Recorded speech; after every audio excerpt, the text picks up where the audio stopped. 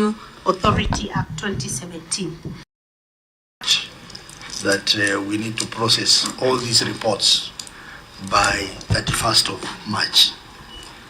So we really have a very tight program, and we will be calling you again very soon to come and respond to the other reports which will not be covered today because of that timeline. That is also affecting our ability to dig deeper into some of the issues because we are now being forced to do 5 meetings a day to be able to cover that timeline. So the auditor, I hope you discuss with the staff on the key audit queries that the committee is going to examine because of time constraints. We'll only deal with the key audit queries for each report. So you will need to tell the committee the key reports key audit queries that we'll be looking at. I think we'll start with the municipality, and honorable members, I will step out for 5 minutes. Meanwhile, Senator Kisang will be chairing temporarily for me, and then I come back after 5 minutes. So meanwhile, the auditor, you can proceed to give the issues in the municipality as he takes up the chair. Honorable Chair, this is a report of the Auditor General of Embu Municipality for financial year 24-25, and the opinion was unmodified. In this report, we have one issue which we want to present. That is under report on lawfulness and effectiveness in use of public resources. The matter is on non-collection of on-source revenue by the municipality. Thanks, Jim. Good. Then basically you can read the question, you can read the query, and then Governor can respond. The issue is the statement of financial performance reflects transfers from county government totaling 42,020,886 as disclosed in Note 6 of the financial statement. Audit review established that Embu municipality did not collect its own source revenue to sustain its operations during the year. The municipality relied only on donor and county government funding for operations. Thank you. Governor, your response. Thank you, Chair. Embu County Government legislated Embu County Revenue Authority Act 2017. This Act, Section 727, authorizes the authority as the sole revenue collector of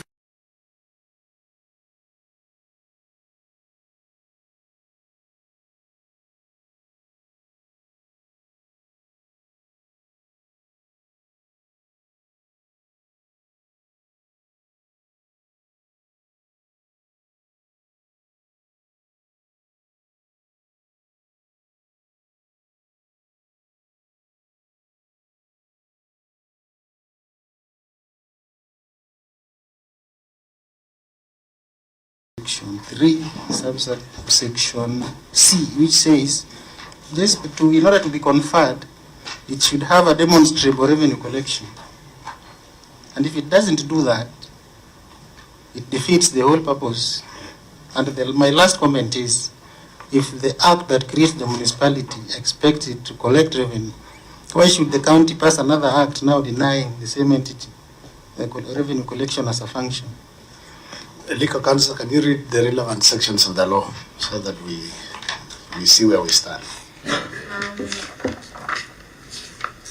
Chair, Section 9(3)(c) of the Urban Areas and Cities Act provides that a town is eligible for the conferment of municipal status under this Act if it satisfies the following criteria inter alia, has demonstrable degree of jurisdiction, impose such fees, levies, and charges as may be authorized by the county government for delivery of services by the municipality. ECRA is collecting fees and levies and whatever it is on the same people that the municipal is going to problems for us.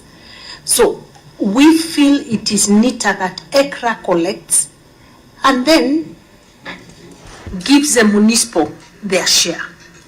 Because again, if we decide that the municipal collects and uses all the money it collects, and in this case, Embu municipality is it's actually our biggest own source revenue collector. We collect a lot of our OSR, the majority comes from that municipality.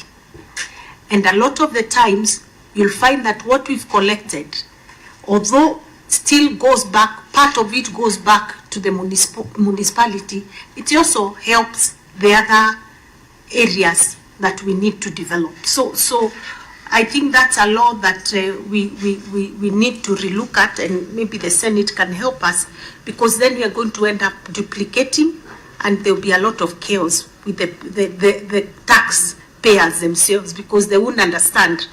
So, and how do we decide what is to be collected by ECRA and what is to be collected by the municipal? There'll be a lot of it's untidy, so to speak. So that's why our law says that it is ECRA that has the sole mandate to collect all revenue in Embu County, and that has been the case until recently when we got FIF and the hospitals are collecting for themselves. So I think that this is something that needs to be looked at very seriously, and probably also engage the Council of Governors on the same, so that we are able to agree how best to handle it, because I am sure that is the case across the board. Excellency, sometimes last year when you were in this committee and also your other colleagues, we actually said we need a conversation between Senate and the Council of Governors. The answer that you put here, that you are waiting for direction from the Senate. Yeah, but even if we get that direction. Let us hold on first. Yes. Yes, sometimes last year, we called for a meeting in Kilifi. We wanted to engage with the Council of Governors so that we can see how we can resolve this and come up with some agreeable amendments between the Council of Governors and the Senate. But the Council of Governors never appeared for that meeting. And you know very well, we were together in this house for like 10 years, and you were there before me for another 10. So the national law supersedes the county law. So until you agree as Council of Governors, we sit together and you propose amendments, this audit query will be there until Jesus comes back or we amend. So basically what we have to do is maybe you need to take an initiative yourself as a senior politician, so that you can sit in your next council meeting, you bring it up as an agenda, then you can propose amendments. We are here for you. Ours is to protect counties, to protect devolution. But you see, if the law has not been amended, we will still come and grill you here that you have an audit query. So, honorable members, Senator Kavindu.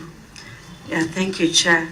I think it's very true, Chair, that the government law supersedes the county laws, but this is cutting across all the counties. And in the earlier meeting that we had with, is it Nyandarua County? Yeah, Chair has instructed Secretariat to write a letter to all the counties to follow the law until the COG sits down with us and we come up with a solution. But the law has to be followed. Any other comments, members?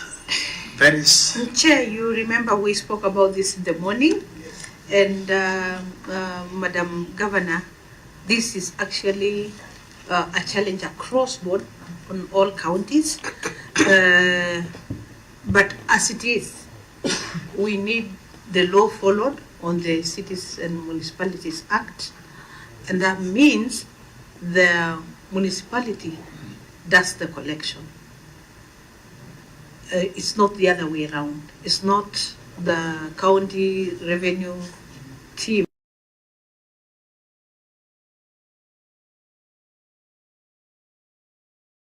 And being one of the persons that aspires to sit next time where you are seated, I would want us to sort out this one the earliest possible.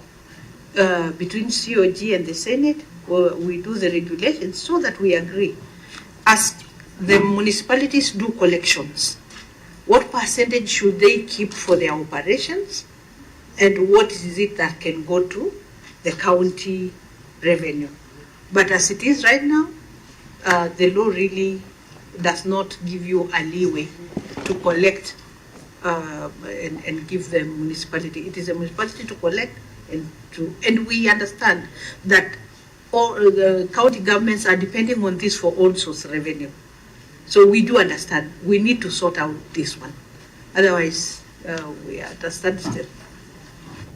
Good, since you're among the first ones to come, today is our first meeting. We were given permission by the speaker because of the deadline of 31st March. So maybe take it up.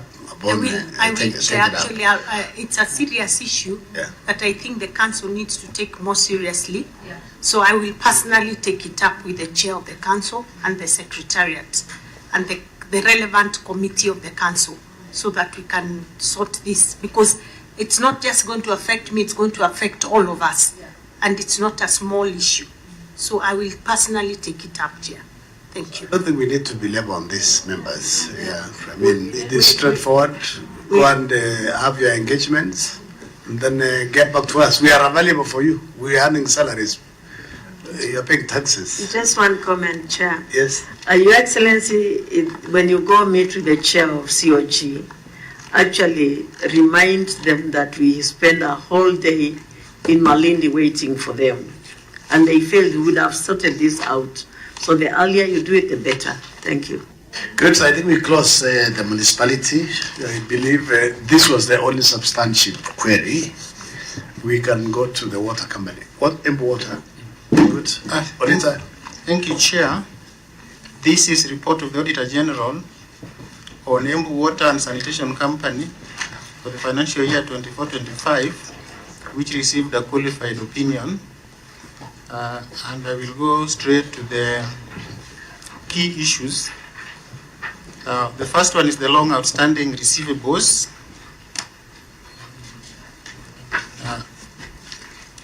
Where we are saying, as previously reported, the statement of financial position reflects trade and other receivables of 317,359,698, which include trade debtors. Yes, so it's like members are looking for the document. Members, you quoted the document? Embu Water.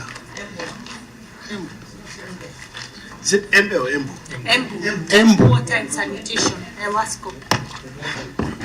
Embu Water. Yeah, this particular color. Is that it, Chair? Should be the Embu Water and Sanitation Company Limited. Which one? Not Embe Wasco. Not Embe. Embu. Embu. Yeah, Good, that good, one. yeah. You know, most of your names start with E.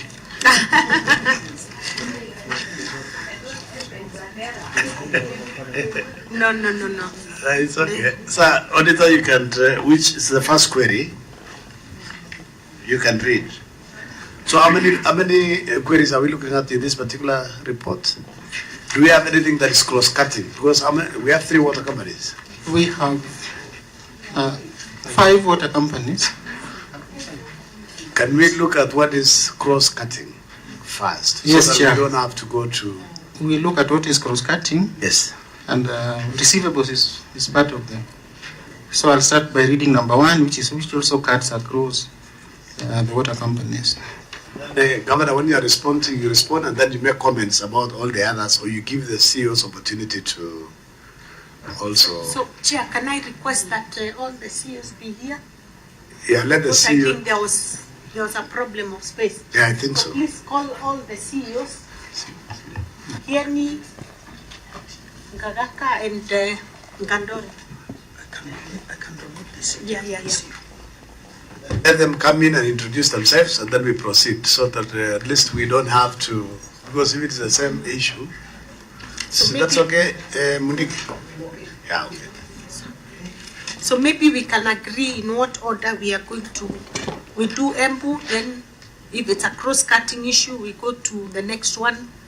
Yes. Or how do we do it? The Chair? auditor will identify the cross-cutting, we discuss all of them, and then anything that is unique to a particular water company, then we deal with that as a unique issue. Yes.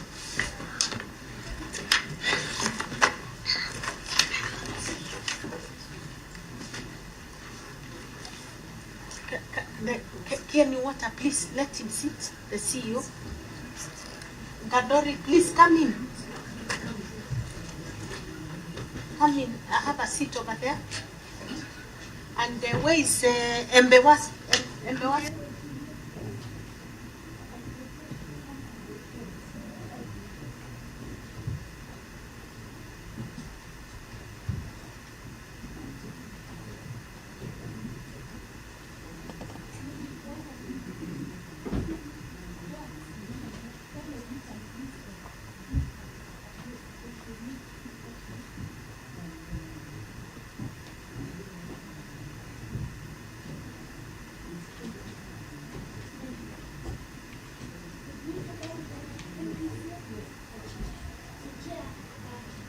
With your permission, Chair, I'll allow the MDs of the various companies to introduce themselves. We'll start with Embu Water. That's okay. And good afternoon, Chair and all members. My name is Engineer James Nchiwenjero, Managing Director of Embu Water and Sanitation Company. Thank you. Give out the mic to the other CEOs. Good afternoon, Chair and members. I am Geoffrey Munyigishala, MD Ngandori Water. Afternoon, Chair. I'm Eric Moko, General Manager, Kieni Water. Good afternoon, Chair and members. I'm Cyrus Mugendi, MD Ngaraka Water. Good afternoon, Chair and the members. I'm CPA Mwakiri Nancy, the MD Embu Water and Sanitation Company Limited. Thank you. We are done. Your Excellency, before the auditor takes over, I wanted you to discuss, to make comments about Kieni. Because the last time you were here, we agreed that this was a company that was struggling and you wanted to transit to, I don't know what it was then. Yes. And the report is still adverse and we don't want to deal with this report today. We wanted you to tell us exactly what's happening and how much time they need to sort out this particular company. Chair, we are at advanced stage at this point because one, we were not just dealing with Kieni Water, we were also dealing with other small community projects that have been also not doing very well. And so it has taken a while because we had to do some internal audits and then also sit and have even public participation and many other things. And also we've been working very closely with Tana Waterworks. So I want to report here that we are really now at the tail end. We should be able, we have even started the branding and the final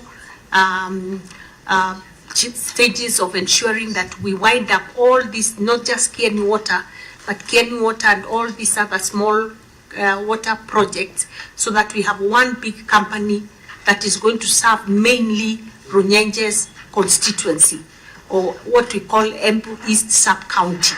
So we realize that Kieni Water cannot continue to sustain itself. In fact, they have moved from worst to worst, and many times we have had to come in to pay the salaries for the staff. So we want that you allow us in we plan that by March we should be able to launch the new water company, and that at that point now we'll be able to tell you where we are at and what we have been able to inherit in terms of debts, liabilities, assets from all these places, so that we do it neatly. So Chair, I would want to request that you give us time. We should be organized in another, by end of March, we'll be all ready to go. Mundiki? I'm supporting the governor, what she have said.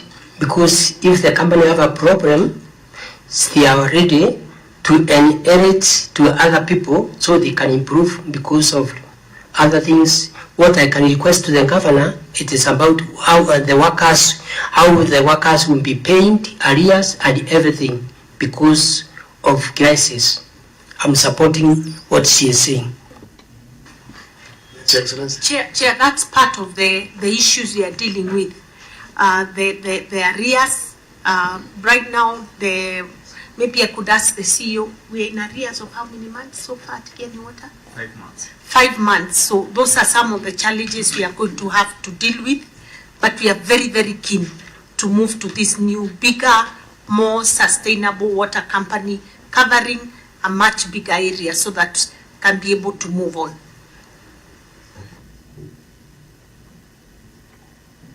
So what we do, we'll give you, not until end of March. We have agreed as a committee that by mid-March, all our meetings will be done. So we'll give you a date in the course of March so that you give a report while you are reporting the other funds. I think that's a fair thing. That's okay, Chair. Yeah, we are going to move it. Savita, yes? On a light note. Yeah, we're not discussing this. Your Excellency, I know we are not discussing, but if you say that you are in arrears of paying the workers for 5 months, I'm just wondering how they survive. You know, they are in town, they pay house rent, they feed their children, time for school fees. They are definitely struggling because, you know, ideally the water company should be able to sustain itself. And we have come through for them many times before. So I believe we'll come through for them one last time before we wind up. And then we'll be able to, things should be okay from there, once we have this new water company. Last, Mundiki, because we are not discussing this. I can comment to the governor about the arrears and even the loan that were borrowed by the company. It is good to try how she is going to clear about it. Chair, the reason it's taken that long is because we have to resolve all these issues, from human resource issues, any financial challenges, everything concerning that water company must be sorted. So there's nothing we are going to leave behind. And if there are loans, we have to inherit those loans and see how we are going to pay them, and probably renegotiate with the banks if there are any, and we resolve it. Okay, Beth. Thank you, Chair. Your Excellency, I hear you, and I know for effective delivery, you need to amalgamate all that and come out with what you have promised. However, I would request that you give some time frame, because the Chair has indicated mid-March we must wind up these meetings. So kindly, if you can give indication of specific time. I had actually talked about end of March. So now that the committee has said mid-March, then it is our business to make sure we make it happen before mid-March. We are not far from getting there, Chair, so we should be able to meet your deadline. It's like 2 months away. Yeah, it's like 2 months away from now. 2 months away. Yeah. And for the comfort of your senator and the people of Embu, so as you do the reports, you give us a comprehensive report about all those issues, arrears, loans, sure. So that, good. Let's go to Embu Water. Auditor. Thank you, Chair. This is the report of the Auditor General on Embu Water and Sanitation Company Limited, the year ended 30th June 2025, which received a qualified opinion. And the first issue we're going to talk about is long outstanding trade and other receivables. As previously reported, the statement of financial position reflects trade and other receivables balance of Kenya shillings 317,359,698, which includes trade debtors balance of Kenya shillings 315,063,352 as disclosed in note 20 to the financial statement. Review of trade debtors aging analysis reveals that Kenya shillings 256,429,104 had been outstanding for 120 days and was being owed by some of the major debtors, who include the Embu County government. However, management has not provided plausible explanation on measures being taken to recover the long outstanding debts, as their continued non-settlement is affecting the liquidity of the company. In the circumstances, accuracy and recoverability of trade and other receivables balance of Kenya shillings 317,359,698 could not be confirmed. Governor. Thank you, Chair. The management has adopted various strategies towards recovering the outstanding debts when they fall due. Some of the strategies are: 1. The board approved debt collector on 13 September 2024. It was budgeted in the financial year 25-26, and the process of procuring a debt collector services done. You can look at Annex 1A, the tender advert that was done. Normal disconnection of the services to customers with arrears, total reconnections of 4,386 accounts, and these reconnections were done after people paid up. Disconnection from the main for 856 customers who have been disconnected for over a year and have not paid the amount due. We have sent demand letter to customers, including Embu County Government, which, Chair, I must say, we actually the biggest challenge to these water companies, and I will be mentioning how we are going to resolve that. There's an Annex 1B attached. The company developed credit management policy, which is now guiding the company on debt collection. Annex 1C, credit management policy. Then payment plans in which the customers are given timelines for debt clearance. And then the company has automated SMS reminders, which are sent bi-weekly. And the company has held various customer sensitization forum on payment of bills.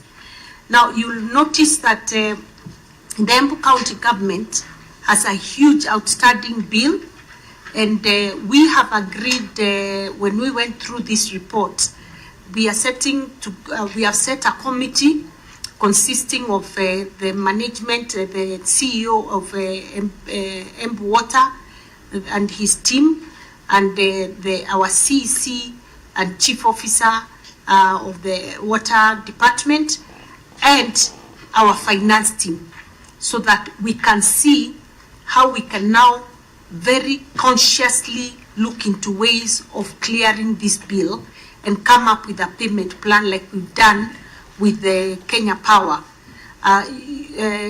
Chair, some of the pending bills that we inherited were actually for utilities. So like when I came in, there was a huge bill with Kenya Power in excess of 200 million. Now you can see this is Embu Water, and I believe, and it's just one of the many other water companies we owe money. So we've agreed we are forming that committee, and they will come up with a clear payment plan that is agreeable to all the parties, so that we can ensure now going forward there's budgetary allocation to clear that pending bill as we move. And I believe that if we do that, then we're going to see this figure coming down. We are also going to be reviewing how water bills are paid in the county. Do we put all the water bill, the water budget under one department, or do each department pay their own, and is there a meter for each department? Those are some of the challenges. So we will be streamlining that, so that going forward we may stop accumulating any other debt, and as we continue to clear the existing one. Thank you, Chair. Thanks, Chair. Management has given us a number of steps it intends to take to improve the situation. However, like for the case of monies outstanding from the county government, it's still not clear how they are going to pay them. So the matter remains until we review it during the next audit cycle, whether or not these receivables will have come down substantially. Thank you, Chair. Good, honorable members, please, your comments and questions. Senator Bugo. Thank you, Chair. And thank you, Governor, because you have given us the plan the county government is planning to do, to pay the water. But I would want maybe to have an analysis of these other bills, because whatever the county government is planning to pay is about 30%. Do other county government and entities like hospitals still owe, and how much? I believe maybe we should have been provided with the analysis of these 300 million. Actually, Chair, that's one of the issues that we discussed in our meeting as we went through this audit report, that we also need the data that will be given by the water companies to show who, if it is Embu County government, that is a very huge entity, who owes what, if it's the hospitals, if it is the health facilities, if it is the markets, if it is whatever it is, we need to know specifically who owes them what money, so that we can also, and also the other problem we've had is the department, some of them saying no, we can't be owing this kind of money. So we need to also verify these bills so that we can rationalize it and be able to come up with a payment plan. Where is the CEO? The CEO should have these things at his fingertips. This is your business. This is where you sleep and eat this thing daily. Can you tell us who is the 300 million? Can you tell us, give us a breakdown, even age analysis? We need some analysis. Thank you, Chair. As the Excellency has put it clearly, for the county government, there was around 134 million. Then the next, as it is the next IS debtors is in the category of individuals. Because individuals, they all close to 180 million. Then the government institution and commercial institution, they owe just a small portion, which is less than 20 million. So, and this county government amount of 134, it includes all the entities, but the largest of them is Level 5 Hospital, which is a very historical bill. Because some years back, I think they never used to pay for some times before Her Excellency came into power. And by 2022, I think the bill was even huge. It was more than 140, so it has come down. Currently, the Revive Hospital only is 80, and maybe I can also report they are paying the current bill under the FIF, so they are able to pay the current bill and a small portion of the historic one. So the bill is going down as much as it is high. So why we have engaged credit management, the debt collector, is because we realize the individuals getting to them, because there are so many people, won't be really, it's not an easy task. So we have we have already engaged, we are actually finalizing the contract for the credit for debt collector, who will be able, first of all, to collect through the normal conventional means, and then the ones that do not collect, do not pay, and be able to take them to the small claims court. And if the case warrants, they'll be able to enforce. So that is how we feel like we're going to bring down, especially in the domestic category. How much time do you need as a CEO to give us a detailed report, including age analysis, to say this is over a year, this is over 90 days, so that also if there are some that you are not able to collect, you might have to, using your debt policy, to come to terms and write off some of them. Yeah, because if it is over 180 million for individuals, some of those individuals might not even be there now. So, and you know, in your books, it is showing a lot of debt, but basically there are some that it might be very difficult to recover or very expensive. You use more resources to collect. So how much time do you need? Chair, our billing system has got all this information at their fingertips, so we can be able to give it immediately. We can be able to, even within a week, to 7 days? Yeah, 7 days will be enough because we have it already. But Kavindu, I think you want to say something. Sorry, Chair, thank you. I just wanted to know from him, because Her Excellency has said that they are not sure of the bills. Is he sure of the bills that he's been forwarding to the county government? Normally what we do, whenever there is a dispute in the bill, we are able to sit down, because our billing system is able to record. Usually you may find, of course, sometimes, especially, let me put it, before, when we are under the old tariff, the system will be able to estimate whenever there was no reading made on that month, maybe there was a gate drop or something, and because of that now it requires people to come and verify the bills. So what Her Excellency says is that whenever there is a bill that is disputed, we'll be able to sit down and we'll be able to go through them. So before we demand or we make debt collector to demand, normally we'll be able to verify so that we give the accounts that have already been verified. Chair, what I would like to kindly request this committee is to allow us not to just bring a report specific to Embu Water, but to all the water companies, so that we'll give you a comprehensive Embu County WSP's report concerning this particular matter. And I believe that will also help us to plan better going forward as a county, so far as this particular matter is concerned.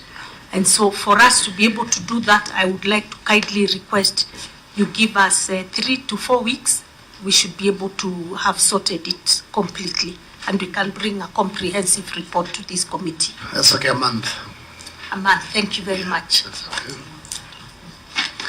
So maybe the other CEOs, is there anything they want to comment, if they have anything they want to comment on this particular query? Or what the Embu CEO has given us is sufficient? Maybe, Chair, in relation to Kieni Water, because of the systemic problem the company has had over the years, because it's something that has been there for, I guess it started really going down over 10 to 15 years ago until we've gotten where we are. There's something you have mentioned that is very paramount. Now, one of the issues that the CEO or the MD said was that their efforts to collect outstanding debts from individuals are also very problematic, because what some of these individuals have done, they have gotten alternative sources of water. So you find somebody has a borehole, another one has joined a small community project where they get water from a stream just around there.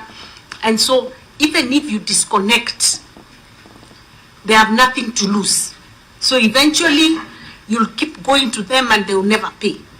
So that once we ascertain those kinds of people, we be allowed also, I don't know what the law says in terms of waiver, so that also we are not just waiving for the sake of it. We follow the law and it is clear the process and the procedures used. So maybe the guidance from this committee might be very helpful for us.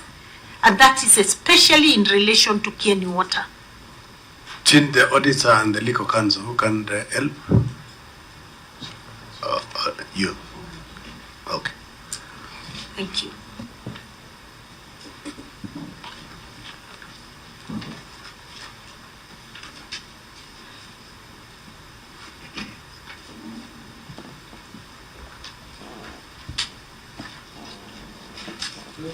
As the legal looks at that, the auditor, which is the next query?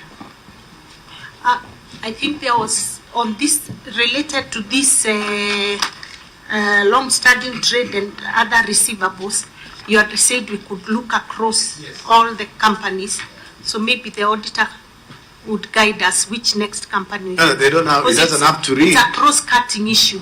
It doesn't have to read. Oh, the okay. other CEOs, if they have any comments they want to make on the same. Yes. You want to say anything? Okay, Chair. Any CEO that has an issue that he wants to raise above what the Embu CEO said?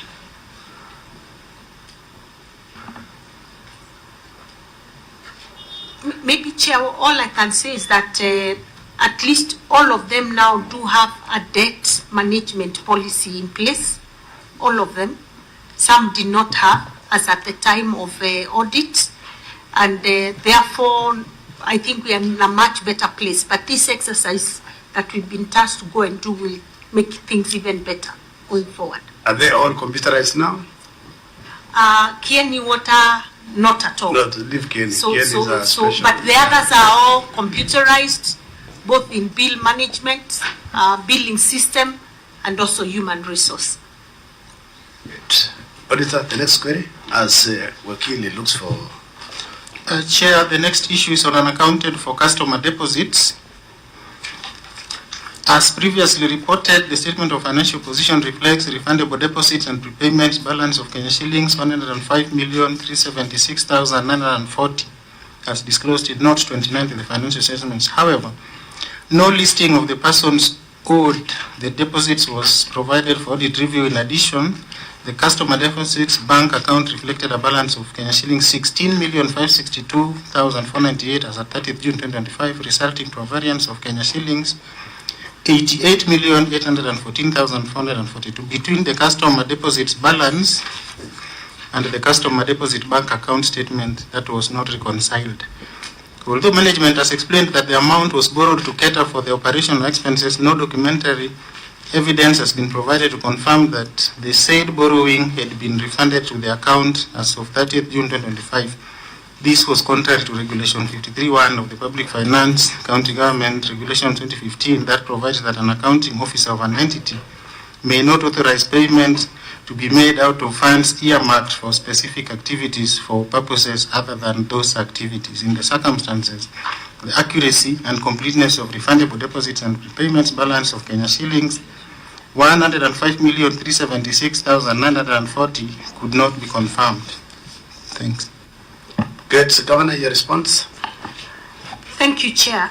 The management is working to ensure all customer deposits are listed in the system. The variance between the customer deposit deposit balance and bank balance of customer deposit is addressed by refunding the borrowed amount through one, increasing the monthly standing order of 1 million to 2 million from the main account to the customer deposits account. There is also a dedicated M-Pesa pay bill number 4167907 for deposit paid via M-Pesa.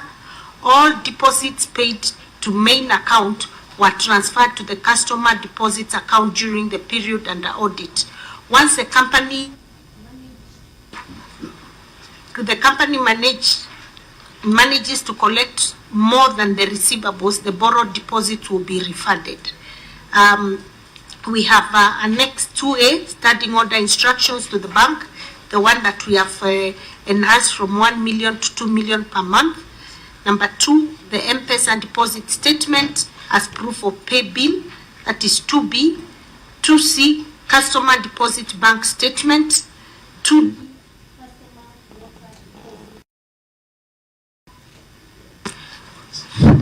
customer water deposit policy. Good. Auditor? Yes, Chair. We've not seen the listing of persons on the deposits. And while they are repaying with a standing order, the risk is still there because the variance remains substantial. Thank you, Chair. Chair, maybe kindly request the auditor, when you're withdrawing the money from the customer deposit account, it is very hard to say we have withdrawn the money of customer A and not B, or customer C and not D. So that may become a challenge. How do you decide for these amounts? These are the specific customers who we have withdrawn from, because when the money is in the bank, it's in totality. It's not specific to a particular customer. So it is 1,500 we've taken from customer A, 200,000 from customer C. So can you please tell us how you hope we can do that? But once we redeposit this money, once we repay, actually it's a repayment, the repayment of this money, then we know we have paid for all the customers. And it is a cross-cutting issue, Chair, because I've seen it is affecting all the other companies, and I'm happy that this matter is being flagged out so that we make sure going forward this doesn't happen at all. But now the issue of listing is very tricky. I don't know how we do that, Chair. What did you mean by listing? Chair, the listing meant is the amount of 105 million, the total deposits which are supposed to be held by the company, out of which some amount has been borrowed or some other uses. That is the amount we are looking for. But the danger is that the interference with the deposit account means a customer may not access the deposit. She would need a rights. That's the issue.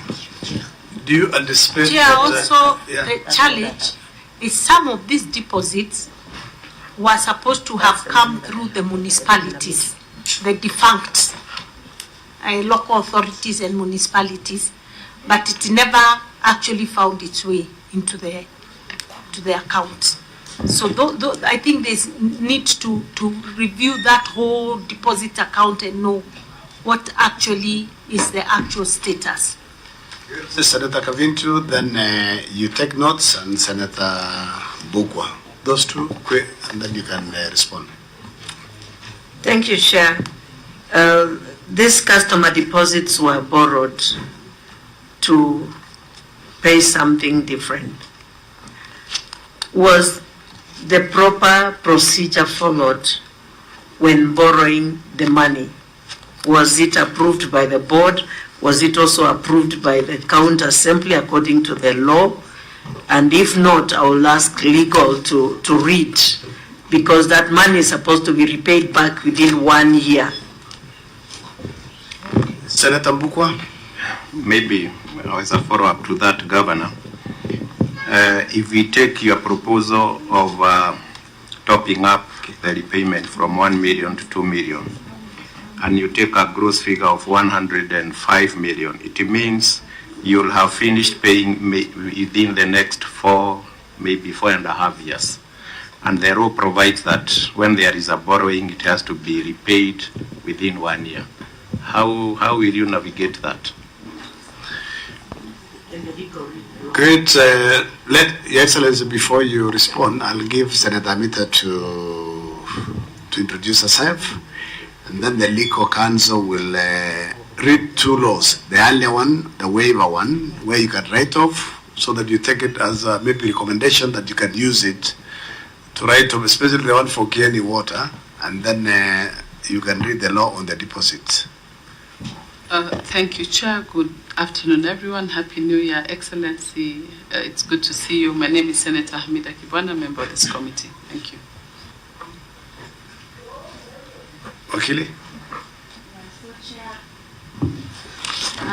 With respect to waivers of fees and charges under Section 159 of the PFM, 159.1, subsection 1, the CEC may waive a tax fee or charge imposed by the county government, and there's a requirement that where such a waiver of a tax fee or charge is exercised, the waiver is exercised by the CEC, then there is to be maintained a public record of such waivers.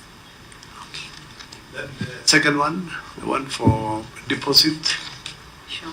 Chair, Regulation 53.1 again provides that except as provided for in the Act of Regulations, an accounting officer of an entity may not authorize payment to be made out of funds earmarked for specific activities for other purposes other than those activities.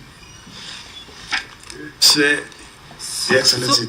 in the case where you are you're using deposits, is there supposed to be an approval by the board and the county assembly? The county assembly. County yes. assembly. Yeah. So maybe there is something the governor said that maybe we need to pick it up, and also that she need to help us. She has said some of these, the Embu Municipal Council, the different, did not, at the inception of devolution, Embu Municipal, or the water, that time, yes, did not hand over the deposits for these particular clients. They had handed over the list of customers without the money. So what do we do there? How do we, now the county is paying, but the money was not given to them and they spent. So how do we we need to get to the bottom of it so that we can know what is it that was actually handed over in terms of deposits to county. And so what does that mean for those deposits that were never handed over? Are we still the ones to pay? And we are not the ones who used them. And also, Chair, through you, if the legal counsel can also read the particular section that says that the deposits must have the approval of the county assembly, because the MDs are saying they have not seen such a thing. Usually it's the board that approves. Could we please, can she please guide us to that particular provision? Legal counsel, you're looking at it? You have it, then read aloud. 142.1 of the county government, PFM county government regulations, Chair provides that Close to the mic.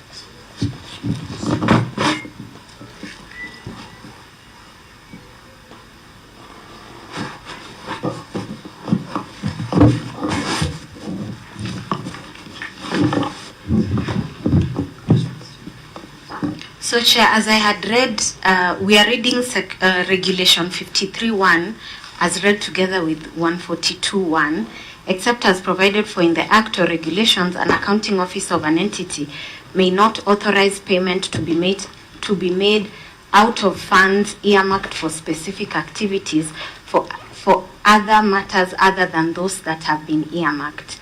Then Section 1, Regulation 142.1, for purposes of this regulation, cash deficiency is a loss arising from a deficiency of cash or other negotiable instrument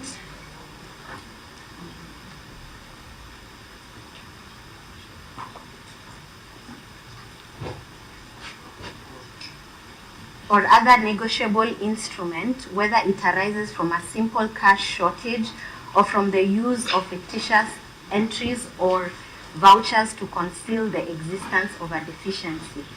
Revenue losses may arise from uncollectable revenue when debts due to county governments cannot be collected, loss of revenue arising from failure to assess or collect in circumstances which preclude subsequent assessment or collection, and include any loss of interest caused by delay in making payments into the appropriate public funds or the making of irregular advances.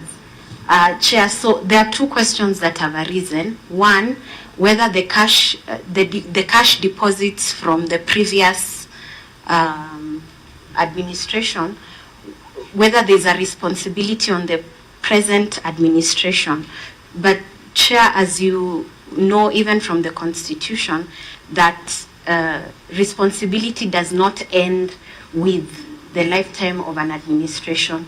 In fact, because government is a going concern, it is the losses, liabilities, and any advantages that accrue to the government, or any obligations that must be met under the Constitution, the PFM, the Substantive Act, and the regulations must be met. So those cash deposits must be made available, even though the withdrawals were made at a period before the coming into pendency of the present administration, Chair. And then from our reading of Regulation 53.1 and 142.1, we see that once funds are earmarked for a specific purpose, the only way that those funds may be used for any other purpose is with the authorization of the county assembly. And Chair, the reason for that is to ensure that it's not used for a purpose other than what has been approved within the budget cycle, Chair.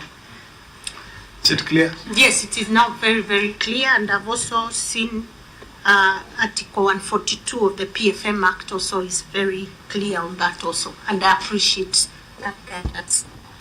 Senators, please, any queries? Yes, Kavindo. Chair, anyway, I think they've not read their own law to understand that is what it says, and there is no vacuum in any government. So whatever the other government leaves behind, the coming government has to take over and move with it. Good. If there are no issues, so that we can move to the next query, Auditor. So sorry, Chair, again, we will again comprehensively deal with this, like the issue of the pending bills, so that we have a way forward as a county, how we are going to make sure that we bring these deposits up to date. And this applies to all the other companies. Yes. It's not Embu alone. Yes, So I think we that's are very discussing Embu because it's a larger one. I Yes. believe the others also, the deposits are. There's that challenge, although not in the magnitude of Embu, Yes. Embu water, yes. Okay. Yeah. The only challenge, Chair, that was raised by the senator, nominated senator from Nyandarua, he said the law is very clear, this money must be paid within 1 year.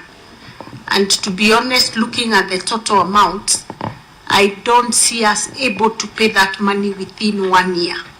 I think it's good to be very open here, knowing the challenges of each of these companies and the cash flow. 1 year may not be possible, so I don't know what that means, Chair. What that one means, we are facing the reality. And the reality is you are paying 24 million in a year, 2 million every month. So the others will still remain as an audit query until you finish, which is, it's acceptable. So, Auditor. Thank you, Chair. The next issue we are moving to is non-revenue water. And in this particular one, you read Embu, and then also every CEO must speak to this so that they tell us what are they doing about non-revenue water. Good, you can proceed. Thanks, Chair. In this case, Embu water has 35% and regulations require 25%. So the non-revenue water is higher than what is required. Just read for Embu. Read for Embu. As previously reported, the statement of profit or loss and other comprehensive income, and as disclosed in Note 6 to the financial statement, reflects an amount of Kenya shillings 486,251,910 in respect to operating revenue, which includes Kenya shillings 386,691,436 in respect to water sales for the year ended 30th June 2025. Records provided showed that the company produced a total of 6,937,041 cubic meters of water at an approximate expected earning of Kenya shillings 86 per cubic meter during the year under review, out of which only 4,496,634 cubic meters was billed to customers. The balance of 2,440,407 cubic meters, approximately 35% of the total water produced, with an approximate expected earning of Kenya shillings 211,711,711, represents non-revenue water. However, Schedule E of the Water Services Regulatory Board (WASREB) guidelines allows a minimum loss of 25%,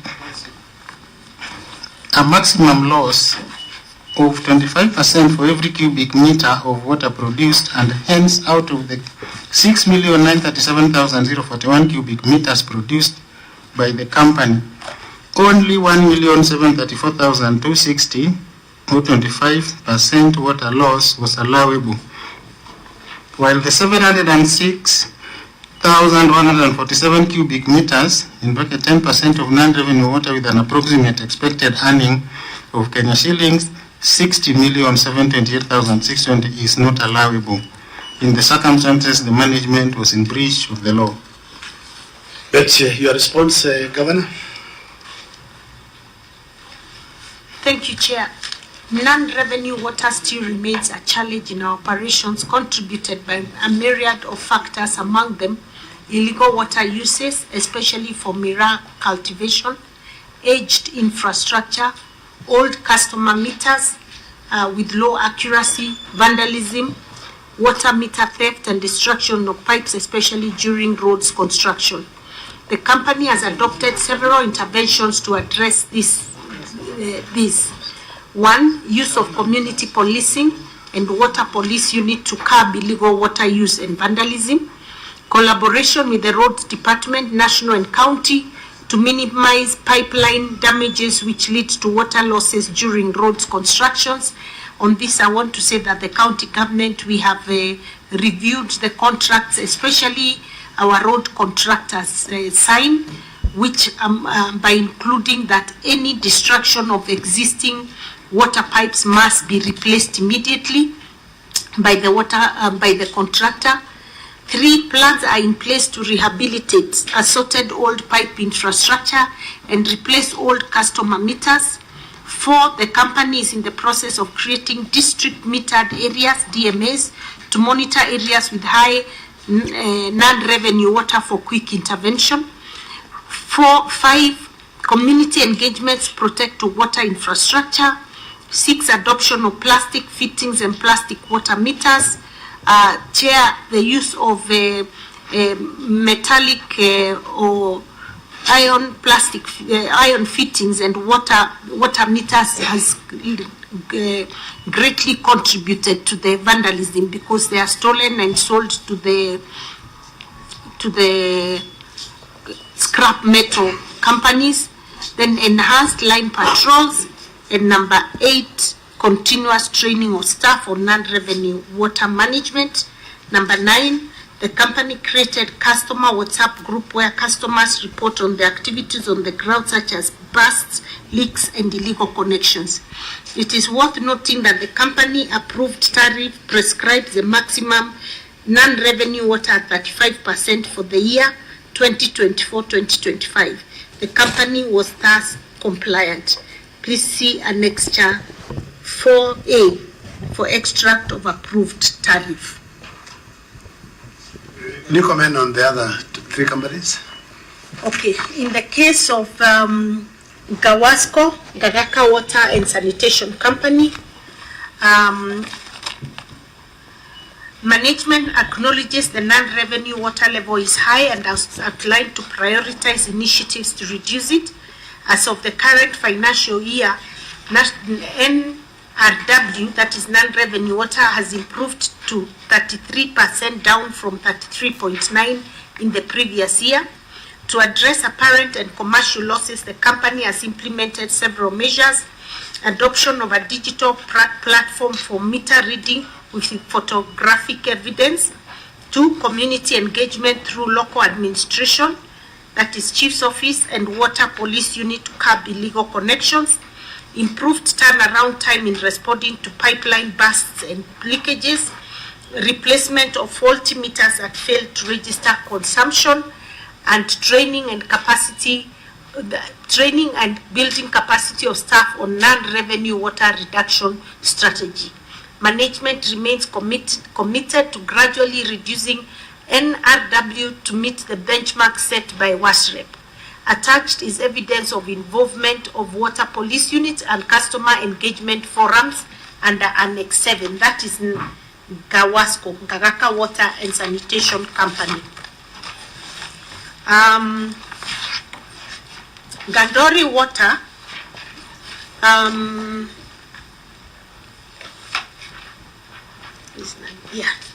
as previously reported, the statement of profit or loss and other comprehensive income reflects, I should read the response. There is notable improvement of non-revenue water from 34% to 29% from the previous year as a result of measures stipulated in the National Revenue Water Policy, like upgrading of aging pipes, replacement of faulty fittings like air valves, accurate billing, customer education on water conservation, and leaks and burst reporting. See Annex 10 on non-revenue water policy, non-revenue water performance in previous and current year reports. Finally, this is Embu Water. The statement the company's infrastructures are old and dilapidated, having been constructed in 1970s. Due to financial constraints, replacement of dilapidated pipeline has remained a big challenge. As a mitigation to reduce NRW, the company has installed 10 zonometers distributed as follows: 6 zonometers installed between the treatment works and the Riandu storage tanks, while 4 zonometers installed at Ishera scheme along Kikwambiti town, Shiangera and Karangare supply lines, alongside 2 master meters at the current treatment works to establish NRW of the areas which the management feels are high-risk areas. Findings from the zonal meters reviewed that NRW between ENA treatment works and Rianda storage tanks, which covers a distance of 17 kilometers with a pipeline size of the 315 to 200 millimeters, is 28%. 14 kilometers of this pipeline traverses people's lands whose 3.5 kilometers of the 315 millimeter is made of galvanized and cast iron. Hence, due to corrosion, it's subjected to a lot of leakages. This, coupled with poor access to the area for maintenance purposes, has led to high non-revenue water experienced by the company. The company has done a proposal to the county government of Embu for relocation of at least 4-kilometer line to alleviate the alarming NRW. Along this, Tana Waterworks Development Agency is currently rehabilitating using HDPE pipes, 11.5 kilometer pipeline from Riando storage tank to Chicago storage tanks, which is a long road reserve, unlike the previous UPVC pipeline, which also traverse people's lands. DMAs will be put in place for section controls. And next year of an award letter for the 4.4 kilometer that the county government is rehabilitating, and it is in Annex 6. That's all, Chair, on non-revenue water. Good, Auditor, and then I hand back the instruments to the Chair.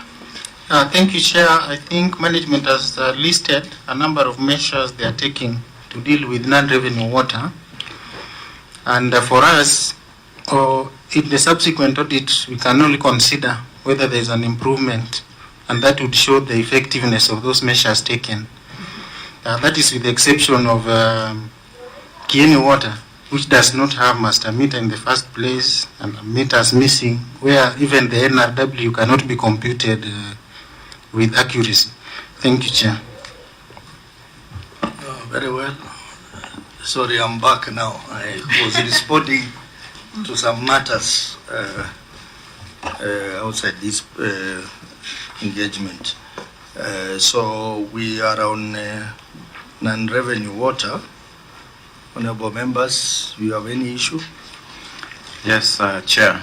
Governor, maybe on the case of Embu, because it is the biggest, this amount of 211, is the CEO able to tell this committee how much of this constitute the commercial losses and the physical losses? Thank you, Chair. For now, we may not be able to accurately separate until when we have put the DMAs, because the moment you have the DMAs, you are able to accurately tell how much water came inside that DMA, and that is when you can be able to know how much is commercial, how much is physical, simply because, you know, physical loss is the one that you lose through maybe a pipe burst or leakages, and that is why where there is no consumption, you're able to get a meter from the maybe the tanks up to the area where distribution area where people are abstracting. You should be able to tell if there is any loss. Any loss in between there, it becomes a physical loss. And again, commercial loss is whereby people, maybe the meters are not reading properly, or people have connected illegal water connection, or they are removing the meters at night, or they are even bypassed. So when you have a DMA, that one will be able to very accurately separate, because you'll be able to say this much water came in here, and this is what you have built. So for now, we may not to be able to accurately give those figures.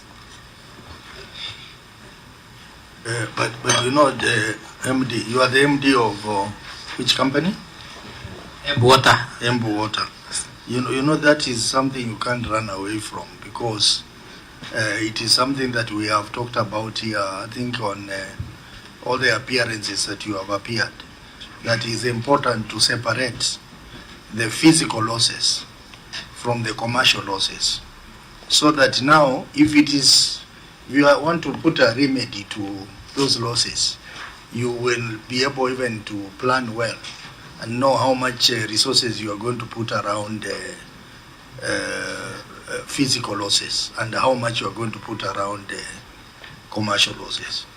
That's one. Number two, from our experience engaging the counties on matters of water, we have realized that the commercial losses could be as a result of some corruption by some of your people to try and profit from non-revenue water.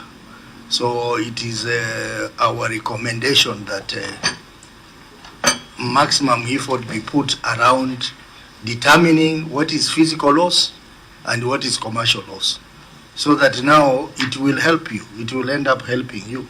You can now know where you need to put more effort. Is that the case, Auditor? Thanks, Chair. That is the case. Yeah. Yeah. Because, you know, Governor, if you eliminate non-revenue water or reduce it substantially to below the, or even just around the benchmark of 25%, it will help you deal with so many things, including the profitability of the water company and even paying some of your debts. So I think on that one, because this is, I think this must be, is it the third or fourth time? Should be the fourth time we are dealing with this. I think a lot more effort needs to be put around reduction to a level that is agreeable of non-revenue water for these two companies, that is Embu Water and Ngagaka Water. So please, you can help us on that. I can see Chair, let me just report here that actually in the case of Embu Water, we've improved quite a bit in the last 3 years, because we started with 49% non-revenue water. We went down to 44, now we are at 34. So that's to show you we're on the right trajectory. Yeah. Maybe, God willing, by the time we are coming here next time, we will be at below 30. So it is work in progress, and we realize that non-revenue water contributes heavily to the losses that the company makes. Yeah. So because of how weighty this matter is, I'm also hoping that the other water companies that are here with us will also make this a very key program for them to reduce the non-revenue water and do whatever it takes to make sure it comes down. Okay. Yes. Dr. Mudigi, you are smiling all over. Chairperson, ni kusema hii shinda yote itaisha ikiwa polepole, kwa sababu vile ingeomba gavana anjaribu hii maji ya kilimo, kwa sababu maji mingi inapotea ni ile watu wengi wanatoboa wakipanda miraa. Gavana na CEO anjaribu vile watu wa Embu County upande wa Mbarire South na Mbarire North waweze kupata maji ya kilimo, kwa sababu sina nyingi inatokea hapo. Kwa hiyo kazi wanafanya vizuri, lakini ikifika usiku unakuta wale watu wanalima njia ya miraa wanaenda wanatopoa ile maji. Kwa hiyo ningeomba gavana, najua ni mchapakazi, uongee na rais. Bwana Wasiri, naongea na gavana kidogo. Ningeomba gavana, ni mchapakazi, uende ungangane vile ya watu wa upande wa chini waweze kupata maji ya kilimo, na hii shida yote itaisha, kwa sababu mara mingi kama ni zamani watu walikuwa naimba maji, lakini maji naimbwa saa hii ya kilimo. Hiyo ndio ningeomba chairperson. Hiyo unajua county lazima ikuwe na the policing unit on or surveillance. Wale watu wanaiba maji wajulikane ni kina nani. Sio wale watu wanaimba maji, ni sio apeleke kotini na wafungwe. Yes, kama watu wameimba maji, itakuwa kila wakati yote tunakuja hapa tunaleta kesi. Kama ni hivyo. Lakini ile nasema ile inaweza kusaidia ndio wale wasi wasimpe ile maji ya kilimo iweze kupatikana. Kwa hivyo ni wasiri ni governor anjaribu vile au watu watapata maji. Kwa sababu sina nyingi iko katika Mbarire North na Mbarire South maji kiteremka na ni clean water. Na hiyo nyingine governor anjaribu kusimba mboo. Hiyo itasaidia sana kampuni. Yeah, it's important to report that the water services regulations that were passed by both houses 2025 actually provide for prosecution of these people, and the Embu water has actually taken to court 3 people so far. Okay, thank you very much. I think if they give us that evidence, it will really help this committee when we are doing our report writing to indicate. We will make sure it is here. When can we have it? Okay, it will come with, as we bring the other reports that we promised to bring. Okay. Yeah. Thank you. Any other issues, Senator Mudama? And On the NRW? And Chair, I can also see here they've reported that they are using community policing and they have police to follow up the vandalizers of the water. Any other member? Senator Hamida, how are you? Happy New Year. Good afternoon and Happy New Year. I don't have, actually the governor has already responded. Of course, non-revenue water has always been a thorny issue. It has always been. Like you said, I don't know whether I would call it a tall order, that counties always, try to work on it, but unfortunately, all in vain. Okay, if there is no any other question, Auditor, can you guide us to the next issue? Thank you, Chair. The next issue is non-compliance with fiscal responsibility principle on personnel costs. So is that the next substantive issue? It is the next substantive issue. How many issues did you identify? In this company, we had 5 issues. 5, we just said we needed like 2 very serious issues per company. So that we can do maybe just 4 issues, because these members have been here since morning. They have done 4 meetings so far. Chair, maybe I can inform you that your temporary chair had guided that for each of the cross-cutting big issues, we look at all the companies which we have done already on non-revenue water, and we have done, and the long outstanding trade and other receivables that we have already dealt across all the companies. So we've dealt 2 issues for each of the companies already.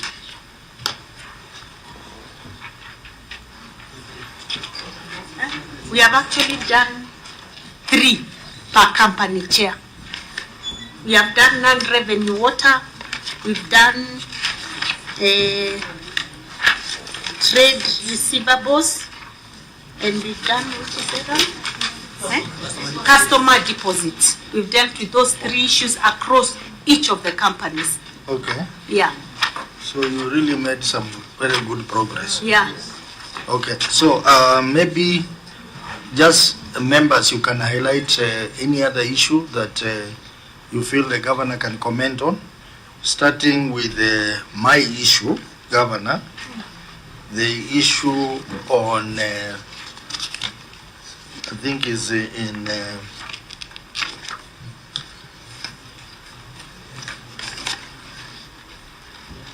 non-compliance with the WASREP guidelines. This is for Ngangaka. Ngangaka. Yeah, what is the status of this? Ngangaka or Embe? Ngangaka.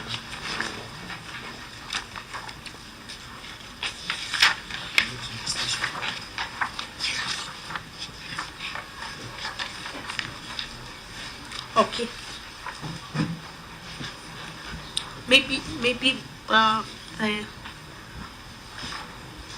the auditor can raise a particular issue. Raise the issue, audit. It's page 5 of the Gagaka report.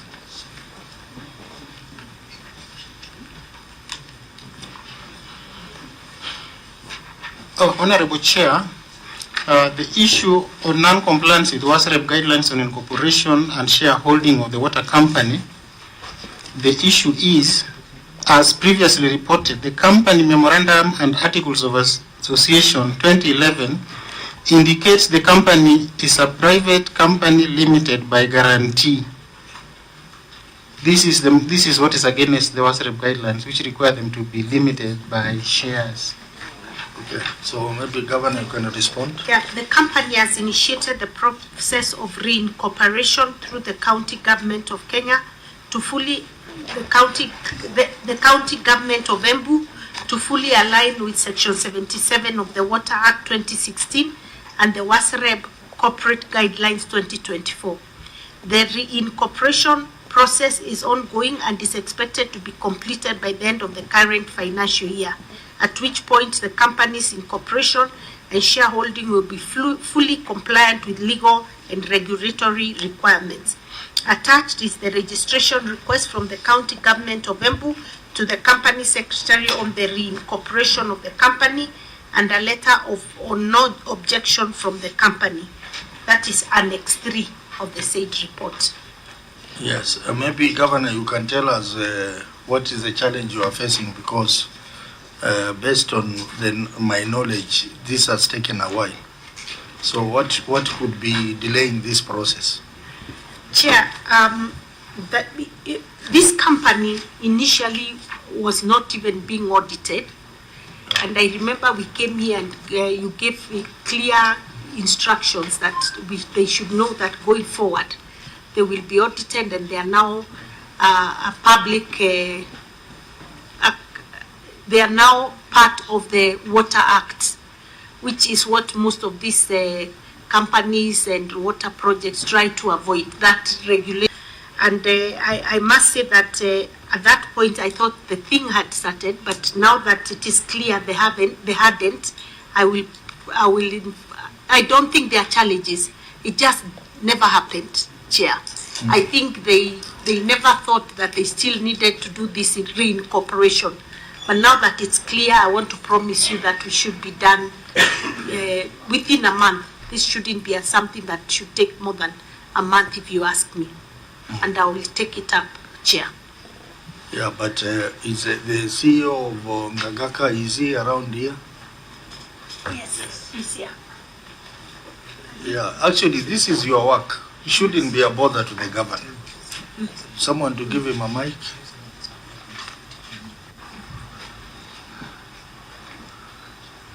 This is actually your work. This is administrative work, really, which you should have done without, because the governor has given his request to you to make this change. Why has the change not been done? Thank you, Chair. The process has already started because the county government of County Secretary of Embu has written a letter to our company secretary on the incorporation, and he has the letter now. He is doing the memorandum and articles. So we are hoping towards the end of this month, the company secretary should have finished the process. So this one has already started, and we are in order. Thank you. Yeah, these are small things that you should be doing without raising, because it's a very simple administrative issue. I thought it was a very complicated issue, but so we'll give you maybe another 90 days, sure, to ensure this is done. Yes. But 90 days will be, remember we are working the timelines of 31st of March, which means by 31st of March and ratified by the House. Huh? Mid-March, so make sure you adhere to the deadline. Otherwise, in our report, we will say not done because of the short time we are having.